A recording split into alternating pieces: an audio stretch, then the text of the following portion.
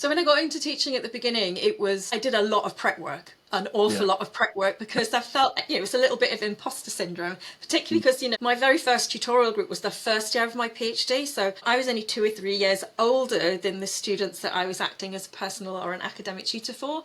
So it was just, for me, it was about making sure I did thorough preparation so that I went into whatever the teaching session was as prepared as I could be. And then I think I was always open with the students about, your academic staff, myself included, we don't know everything. So there might be questions you ask me I don't know the answers to straight away, but I will go away and find those answers out. So I think being open and honest from the word go, that I'm a human, I'm like you, I don't know everything, but I know an awful lot more than you do, so hopefully I'll be able to help you. I was actually quite lucky as well, because the way I do my teaching and the way I engage with my students is very much to work as a partnership. So it's, if a student asks me a question, I don't give them the answer, and that might sound a bit strange, but I don't give them the answer directly, but what I will do is have a conversation and pose some questions to structure them to get to the answer.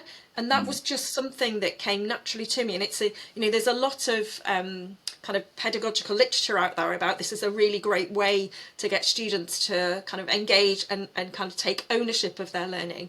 And I was quite lucky because that was just the natural way for me. And I've never actually had any formal training at all in how to teach, how to lecture, all of that stuff I've kind of learned on as I've been doing it.